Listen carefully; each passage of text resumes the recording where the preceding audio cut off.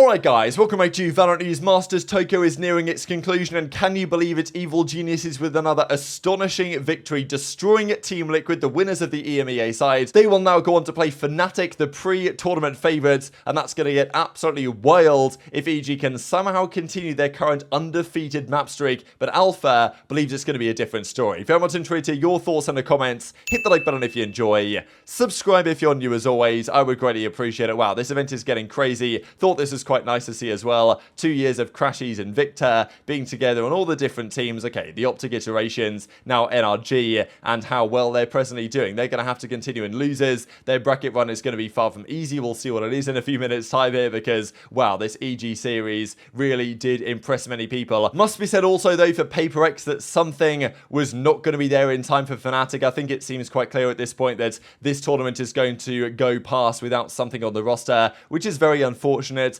Cigarettes has done a respectable job, but fundamentally, when you're playing without your star player and without your main guy against a team like Fnatic, you are going to get absolutely bodied, and that's what we saw last night, unfortunately, for PaperX. So, you know, they were looking good with something, they won their own region with something, and I was looking forward to seeing how they would do here. I think that they would still have lost to Fnatic, but they could have been more competitive, and we'll see that series in a few minutes' time. But I think at this point, given the fact that PaperX play again tomorrow morning, my time, or tonight, for example, late night in America's time, then, you know, something I don't think is going to be able to get there in time, unfortunately, for this event. Hopefully they can get it sorted by the next event, by the World Championship, right? But it's obviously not ideal. Stuck in Singapore, I believe, right now with the rest of the organization, and they still haven't got it sorted in time, and now it's effectively too little, too late to give it a go. Let's talk Evil Geniuses, though, and this will come back, to be honest, as the canon event. I wonder how many, you know, it's got about 3,000 likes at this point. This was the tweet that George Geddes did back in April. After this year, if EG is still bad, serious questions have to be asked about Potter's ability to lead the team any further, which at the time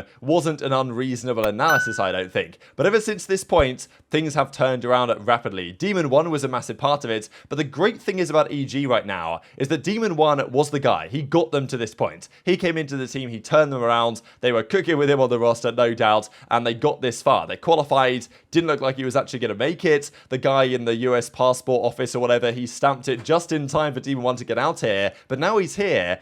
He doesn't even have to play that well. That's the crazy thing. Boostio, Jorgemo, like, they've stepped up big time, and you can trust them in, like, any scenario right now. Com has his moments. Ethan's playing like the prospect that we knew him to be all those years ago, and even these numbers were remarkable. At this point, they'd won 12 of 13 pistols, and they'd converted 9 of 12 bonus rounds, which is very rare to happen. Like, the average of this in the entire, like, globally in Valorant is something like 25-30%. It's not often that you win pistol, you win the follow-up, and then with all the SMGs, you win the bonus. But Econ Geniuses are doing this a lot. Now, these numbers dropped slightly at the end of this series with an 81% pistol round win rate and a 70% bonus round win rate, but anything in that category is just insane. So last night they played Team Liquid, right? The winners of the EMEA side. They beat Fnatic in that crazy finals, and yesterday they played EG, and this was another Fracture masterclass. I don't exactly know why all the teams at this point are just committed to playing EG on Fracture. They are so far ahead of the game on this map. Like, it's crazy. There's so much that goes on in Valorant with all the different agents and all the different abilities and everything you can do with your compositions, that it just seems like EG have taken a step. The way they play, the way they set up their teams, the way they use the breach, for example, is very innovative, and it feels like they've almost come out of the future in some respects. Now, we know that NA as an organization, or as a region, sorry, are very good at Pearl, at least compared to the other regions. Fnatic and other teams from EMEA and from the Pacific side, they auto-veto Pearl a lot. They will just refuse to play it straight up, whereas all the Americas teams, they play a lot of Pearl. And this means that for series like this, teams such as Team Liquid are kind of forced into going to Fracture, because these EMEA squads, they don't tend to play Pearl, so they kind of get forced into it a little bit and have to go into a map like Fracture, where players like Ethan are just going to demolish you, right? I mean, this was an 11-1 attacking half here on Fracture. Like, absolutely absurd. Nats tries his best. Ethan finds himself in a 1v2 with barely any health remaining, and he clutches it anyway. Like, it's crazy stuff. Here he is on the breach, and he gets, you know, the first kill, gets the second as well. Just phenomenal plays. The peek onto Gampy, like, he must have been fuming about that. So I just think it comes down to a map pool thing to a certain extent, that a lot of these teams feel like their best chance is to go for Fracture because all the regions play it. But EG are just ahead of the game, which is the issue that they're dealing with right now. And then game 2, it started off on this note with Com coming up here and just popping 1, 2, 3, 4 with the fadeaway. I mean, like, when that happens, you just know it's your day. Team Liquid put up a better fight map too, because map 1 was 13-2. Like, Liquid, you're meant to be your champions of the EMEA side, technically, and the #1 seed from that region. But, I mean, it's great to see the entire team delivering. Like, Demon 1's done his thing, but he hasn't had to do that much. It's Ethan clutching, it's Jorgemo, Boostio, and then Com with moments like this. Now, okay, Liquid did fight back, and that's got a nice little 3k here to close out this round. So, you know, Liquid, we expect them to be solid enough and to perform in a pretty reasonable manner, and that was a big round for them. But, yeah, as it turned out, it was 8-8. Jorgemo got all 3 on this round. I mean, like, just this round was just crazy, right? I mean, 1-2, and then he picks up the third as well, and this was massive, right, only on the Sheriff to win that one. They're just too icy now. I don't know what's happened to these guys, right? Like, they were getting so heavily criticized, and for good reason, and to win this round on the Eco was just, I mean, just insane. Like, the way these guys are playing with so much confidence now is just fantastic to watch. And, you know, Reka goes for the defuse, doesn't happen, he gets taken down, and, I mean, it was quickly 13-9. So, again, another top team that Evil Geniuses restrict to less than 13 rounds over 2 maps of a series. They got 11 rounds over 2 maps here. Team Liquid against Evil Geniuses. Like, it's unbelievable, right? And as Ethan says, that was the hardest one yet. But I wanted to share some of the reaction here from Tarek and also from Alpha, though, who after the series we're going to look at says, look, EG, you might not have lost a map yet. Your 8 map wins, 0 map losses so far. But we're not Team Liquid. We're better than that. It has been slowed down a tad. They lost control of...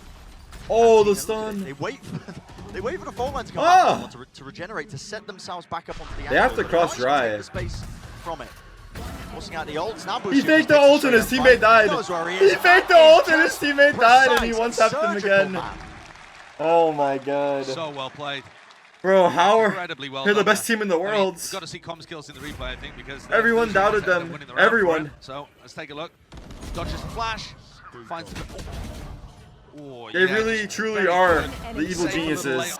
Flash.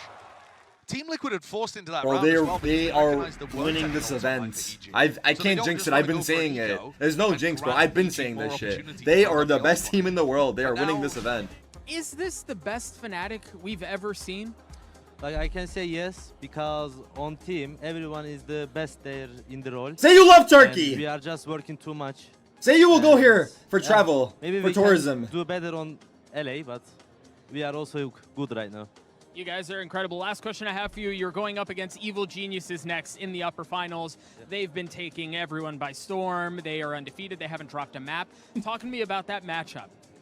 Like, we need your money, people. We're telling you straight up. But we have much more experience against NA teams. I think, like, they are good team. Also, we are good team. Yeah, we will see tomorrow. We are not a liquid. What's the 1 little cost? Or you heard it from the man himself. They're not liquid. Tomorrow should be a banger. GB, close out the show, baby. And again, just to say, the most impressive thing as far as I'm concerned is the fact that Demon 1 is sitting here at a 0.94 rating, 23 and 26, 3 first kills, 3 first deaths on the Brim and the Jet, and that's all it takes from him to win a series comfortably. 13-2, I mean, unbelievable stuff, and then it was 13-9 on the Haven. Nats had a decent map here, but it wasn't enough. They go down to the losers bracket. The other series that happened later on then was Fnatic versus Paper X, and this Fnatic team is, like, if EG is good right now, and they most certainly are, Fnatic are just unfair. Like, I don't understand how this team is actually allowed to exist. I mean, it's unbelievable stuff. Like, this is the type of team that in regular sports, like, some sort of salary cap is there to prevent it happening, but it doesn't always happen because players, even if that was a thing, the players could just say, you know what, I'll take a bit less money and let's stay as a team. Like, I don't understand who's going to stop these guys if it's not EG, because it might be EG. And in fairness, right, Paper X, we weren't expecting them to be that good anyway. Like, he was on the Gecko here, right, Cigarettes, which was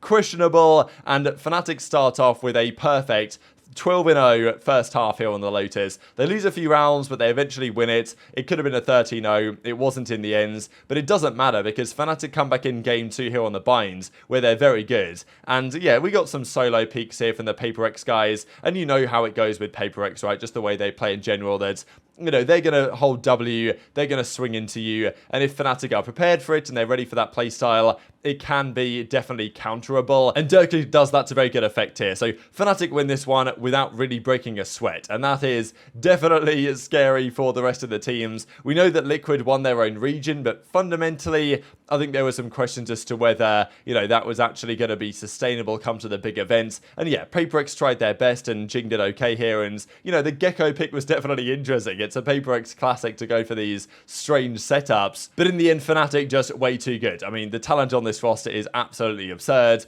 and I thought this post-game video was pretty funny here, right? But we saw what Alpha had to say to the EG guys. It's like, look, I mean, you might have beaten Liquid, but that's not that impressive. You're going to have to play us next, and they'll have to get past Fnatic, I'm sure, if they want to win this event. I mean, they actually technically do have to get past Fnatic if they want to win this event. The way the bracket is now played out, even if they were to lose to Fnatic, they'll have to beat them again in the finals. As something says, though, GG's Fnatic, pretty sad, I can't help, so definitely unfortunate for him. Hopefully he can get there for the World Championship and all this in LA in a couple of months' time. I'm sure they'll be able to get it sorted by then, but yeah, PaperX, with all the promise, have unfortunately been costed by this set of circumstances. Would they beat in Fnatic anyway? I'm not convinced. This team is playing a different gravy right now, and it was 13-5 actually in the end on Lotus. Could have been a perfect, 13-0 game, wasn't to be, and then Bayern was 13-7. So technically, though, PaperX got more rounds on the board here with 12 than Team Liquid did, who only got 11 over the 2 maps. So maybe it's Fnatic that have to be scared of this one going Evil Genius's way, but we've got one more day until then, and these are the losers' games. So Liquid NRG, that's going down tomorrow morning, and then PaperX Edward Gaming. And this has worked out nicely for Edward, right? The way that things have gone to now be able to play PaperX here to get through to losers round 3,